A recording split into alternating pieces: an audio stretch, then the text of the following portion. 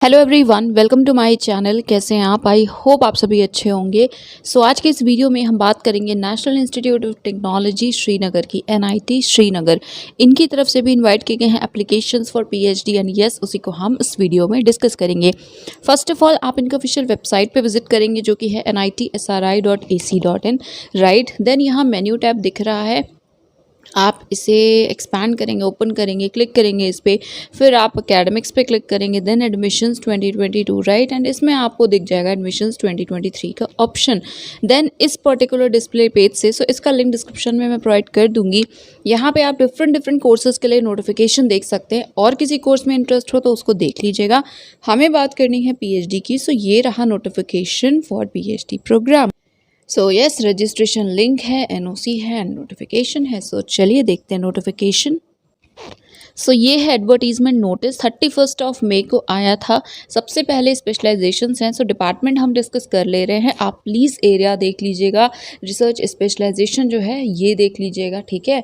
First of all chemical engineering है, after that civil में structural है, then water resources and environmental engineering, then geotechnical, transportation, geology and rock mechanics और geosciences, right. Then computer science engineering, electrical engineering, electronics and communication, then IT, mechanical engineering, after that metallurgical and materials engineering, then chemistry, maths, HSS and management। HSS में आप यहाँ पर देख सकते हैं, management में मतलब ओवरऑल देख सकते हैं कि कौन कौन से एरियाज़ हैं। पहले मैनेजमेंट से रिलेटेड है, इसके बाद आई थिंक HSS से रिलेटेड है, ठीक है। इंग्लिश से रिलेटेड मुझे कुछ दिख रहा है, तो देख लीजिएगा एक बार आप। देन फिजिक्स है, ठीक है। टोटल 12 डिपार्टमेंट्स हैं। After that criteria, branch wise यहाँ क्राइटेरिया है। तो हम एक जनरल, जैसे एक इंजीनियरिंग, एक साइंसेस एंड एक या जो HSS का, उसे डिस्कस कर लेते हैं। प्लीज़ आपसे रिक्वेस्ट है कि अपने ब्रांच के सामने जो क्राइटेरिया लिखा है उसको ज़रूर देख लीजिएगा। अगर फुलफ़िल करते हैं तभी अप्लाई करिएगा। कोई भी कन्फ्यूजन है तो ऑफिशियली मेल कर लीजिएगा, उसके बाद अप्लाई करिएगा, ठीक है। केमिकल इंजीनियरिंग, ME MTech है रेलिवेंट फील्ड में, ठीक है। 60% मार्क्स या 6.5 CGPA के साथ आप एलिजिबल हैं, ठीक है। मतलब ME MTech है केमिकल इंजीनियरिंग जैसे इस केस में, तो इसमें या इससे रिलेटेड कोई फील्ड है तो 60% मिनिमम मार्क्स होने चाहिए। 60% की रिक्वायरमेंट है, या CGPA है तो 6.5 रिक्वायर्ड है।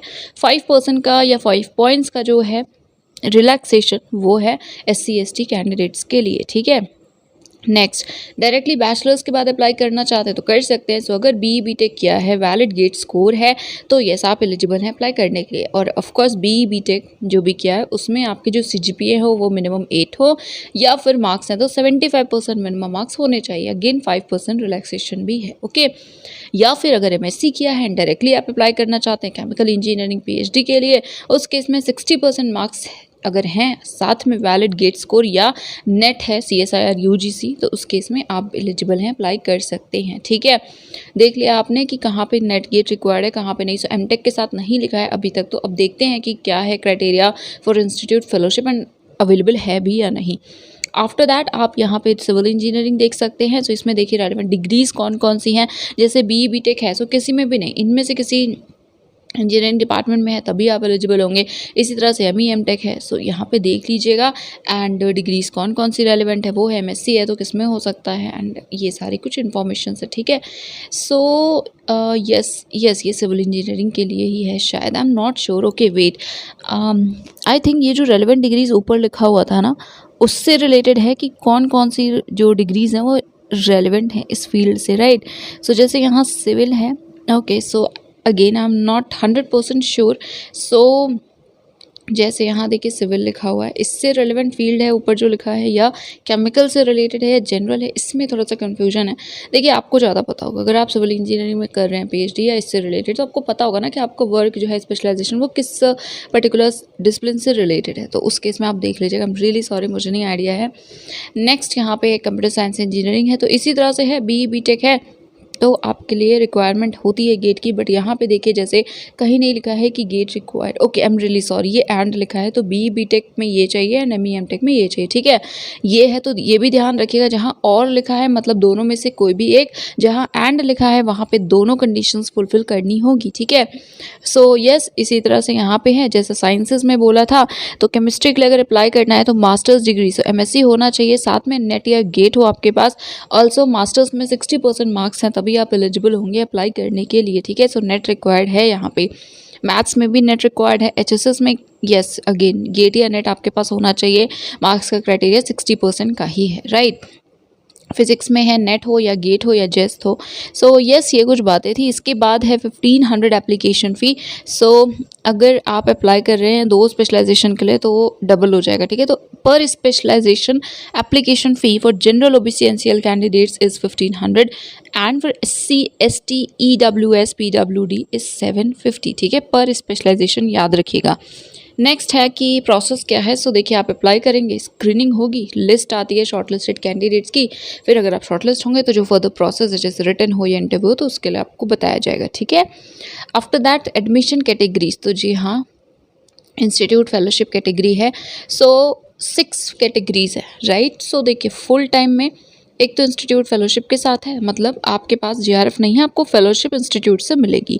नेक्स्ट इज फुल टाइम में स्पॉन्सर्ड है, सो इसमें आप करेंगे फुल टाइम पीएचडी, बस जो फेलोशिप है वो आपको किसी ऑर्गेनाइजेशन से मिलेगी, इंस्टीट्यूट से नहीं मिलेगी, ठीक है।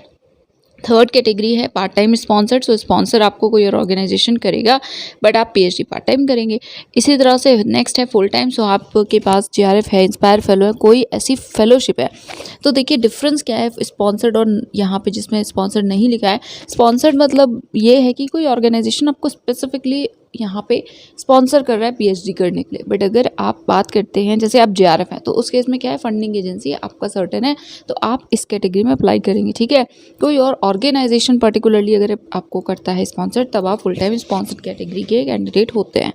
एनीवे, पार्ट टाइम स्पॉन्सर्ड है, तो यहाँ पे आप देख सकते हैं प्रोजेक्ट फेलोज हैं, RAGRF SRF ऑलरेडी अपॉइंटेड, और कोई वर्क कर रहे हैं आप R&D ऑर्गेनाइजेशंस वगैरह में, तो आप एलिजिबल होते हैं, अगेन स्पॉन्सर्ड है part time.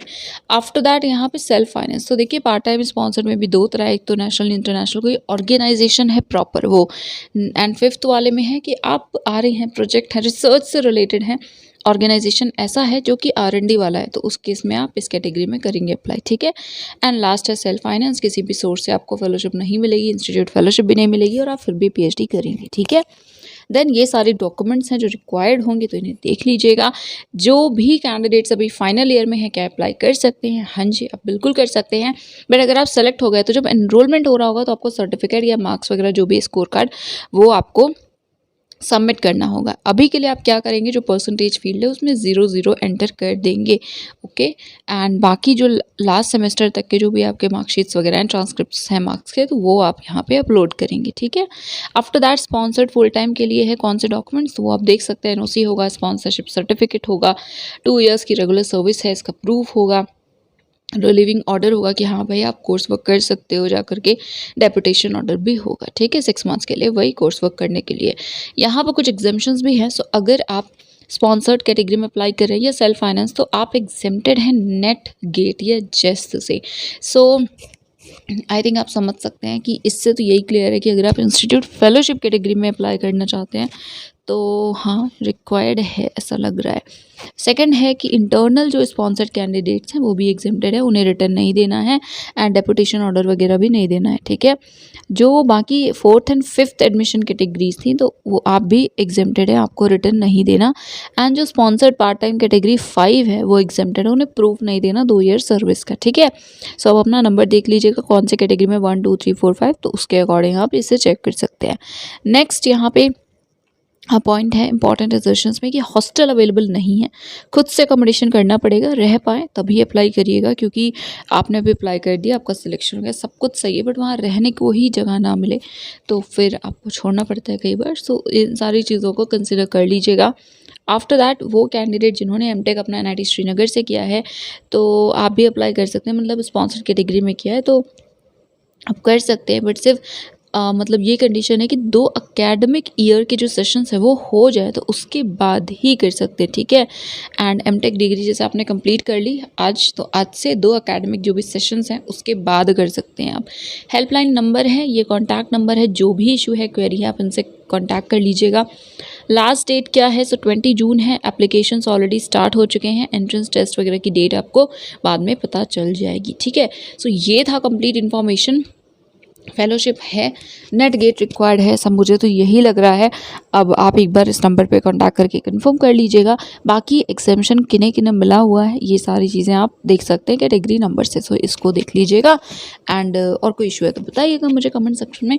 So I think that is it for today guys. ये था आज का वीडियो। जो भी रिक्वायर्ड लिंक है या इनफैक्ट जो मेन वाला है ना डिस्प्ले पेजेस, वो मैं आपको डिस्क्रिप्शन में प्रोवाइड कर दूँगी, सो देख लेना।